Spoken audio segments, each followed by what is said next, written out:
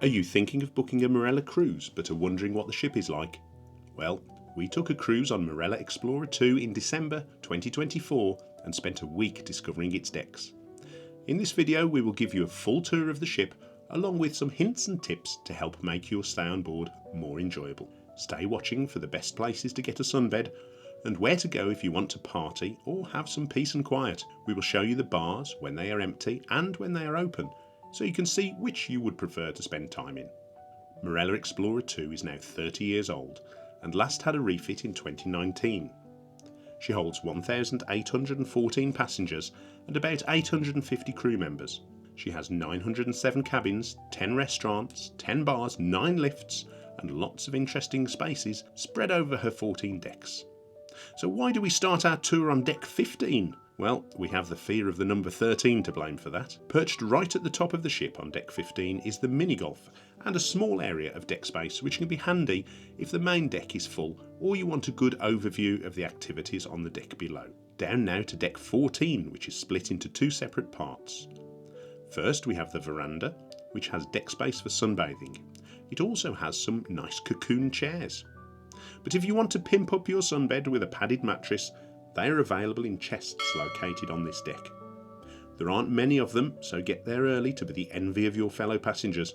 It's also home to 6 cabanas, which are available for private use for a fee. We never saw anyone using them. Do you think they are worth the money, or are they just a waste of deck space? The other section hosts the running deck and the Sundeck. It is also home to one of the 2 neon Marella cows, which are unique to Explorer 2. Each of the Marella ships has a pair of different animals on board. Let us know if you can name them all and the ships that they are on. Deck 13 doesn't exist. So now down to Deck 12. Deck 12 is a raised walkway around the main pool deck, which hosts sunbeds and some cabins. There is a small bar here called the Shack, which was a little quieter than the main pool bar on Deck 11. At the front of the ship on Deck 12 is where the Indigo bar and club is located. The Indigo bar had bands on in the evening and also hosted late night discos and the silent disco. It's also a quiet venue to come into during the day. The bar does not open until 5 PM, but it has nice panoramic views through the windows to the front of the ship.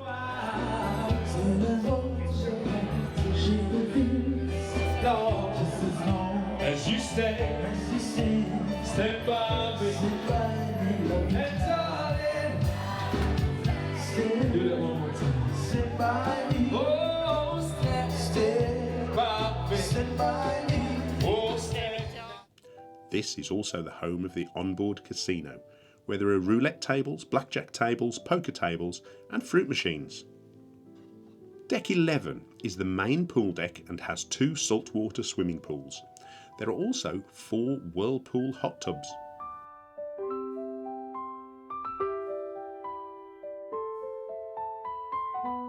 The pool bar serves a large variety of drinks and is very busy on sea days. There is a large outside screen which during the day shows port information, live footage from activities happening on deck and movies at night. Poolside entertainment included aerobics, quizzes, vocal performances and game shows, but if that was too much, there was also an hour of quiet time on deck most days. The Beach Cove is an included dining venue by day and a paid venue by night.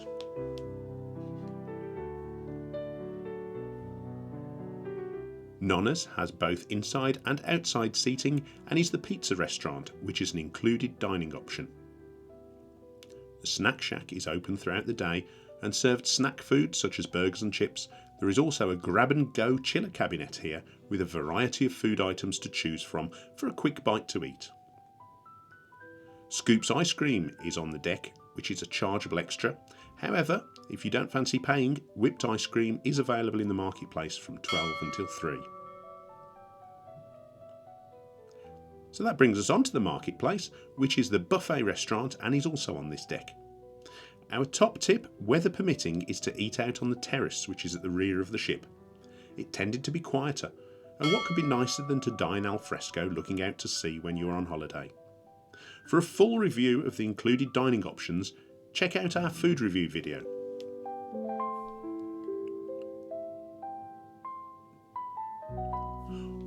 Also on deck 11 is the spa and beauty salon and the gym. The salon has a fairly full range of treatment options and spa facilities.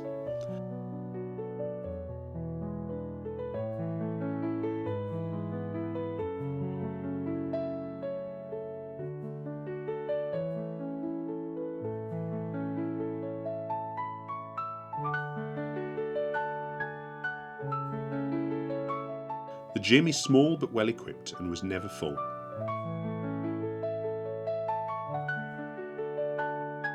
There is a yoga area with lovely views out to sea. Our handy hint for Disembarkation Day is to use the toilet and shower facilities in the gym. There are towels provided, and as many passengers have to vacate their cabins from 8 AM, it's a good way to stay fresh before your onward travel home, particularly if you have a later flight. Of course, you could always book a late checkout cabin, but there is a cost involved, and we are budget cruisers.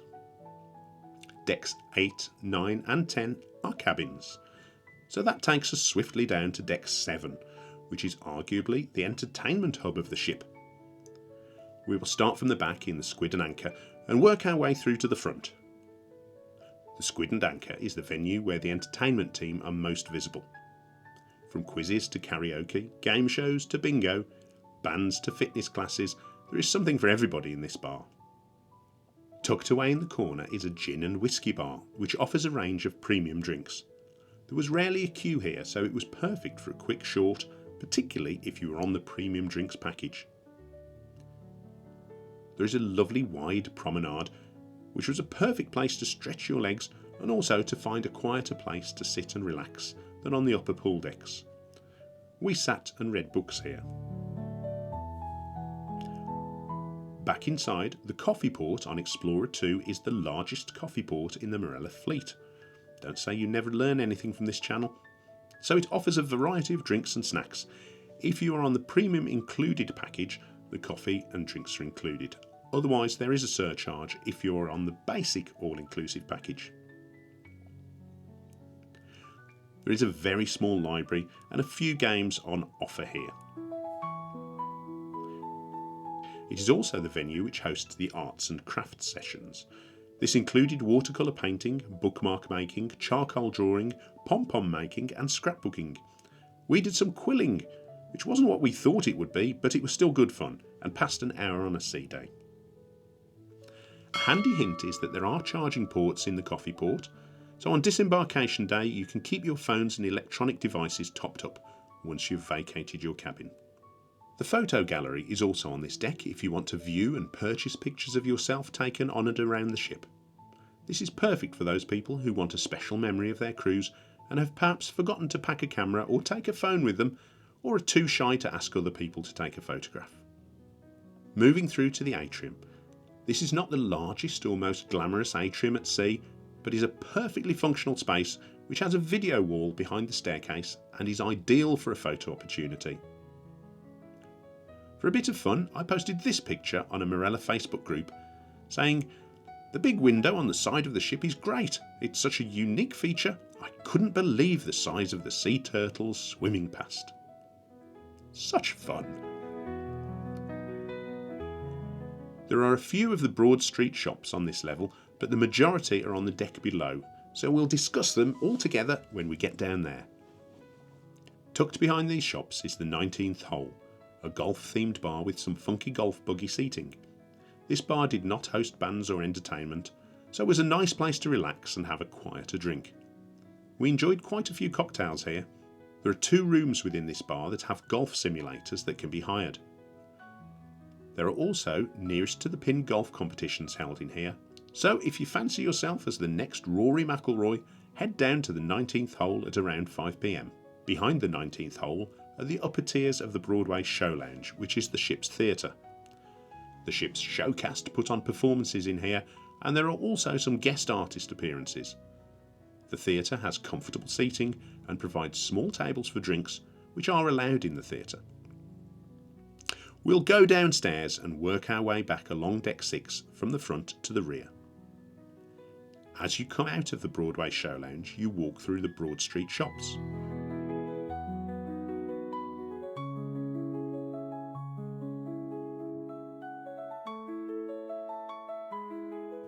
They offer a range of clothing, handbags, watches, jewellery, perfumes and some essential items which can be handy if you've forgotten to pack something or, heaven forbid, your luggage has gone astray. On this level in the atrium is Flutes, which is a champagne and prosecco bar. Just perfect for some pre-dinner bubbles. This is a piano bar where a couple of different pianists performed and sang throughout the week. Next door to Flutes is Aperitif, another bar which, like the 19th hole, does have a wide selection of drinks and cocktails. Aperitif is perfectly placed for a pre or after dinner drink if you are visiting one of the two specialty dining venues which are situated on either side of this bar. These are Surf and Turf, unsurprisingly specialising in meat and fish dishes,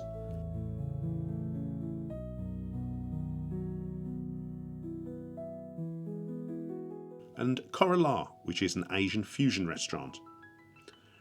It was £31.45 per person to dine in Kora and £36.95 to dine in Surf and Turf. We ate in Kora.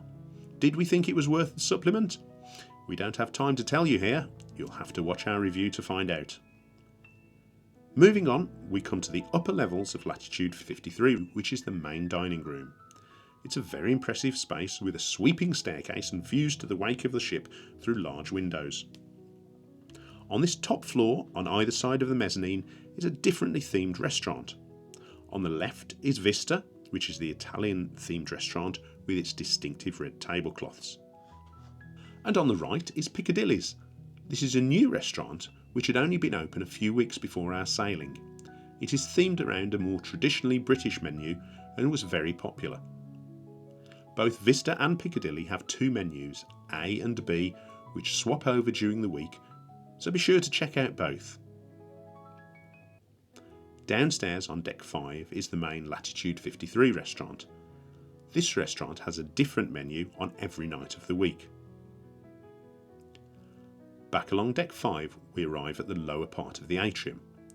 Here you will find the reception desk. We never saw any long queues at reception, so I assume everyone was quite happy with their cruise and having minimal issues. Destination services and bike tours for booking trips and excursions and assisting with any questions are also located here, as is the cruise holiday store for booking any future cruises. The Dining Club, which is a fine dining restaurant and is also the venue that hosts the great musical afternoon tea on Explorer 2 are here. Both of these incur an additional charge. Down to deck 4, where we find the medical suite and the photo studios. And deck 3 is sometimes the gangway to get on and off the ship, depending on the port. It is also home to all of the plaques presented to the ship from the ports of call it has visited. This one was for second place in the Egg and Spoon contest. Now, it wouldn't be a travelling light ship tour without a lift disco. So, here we go. We have lots more practical travel and cruise related content on our channel, so why not take a look at one of these videos next? Thank you very much for watching our ship tour of Marella's Explorer 2. If you have any questions, please pop them in the comments and we will do our best to answer and help you out. Take care and safe travel.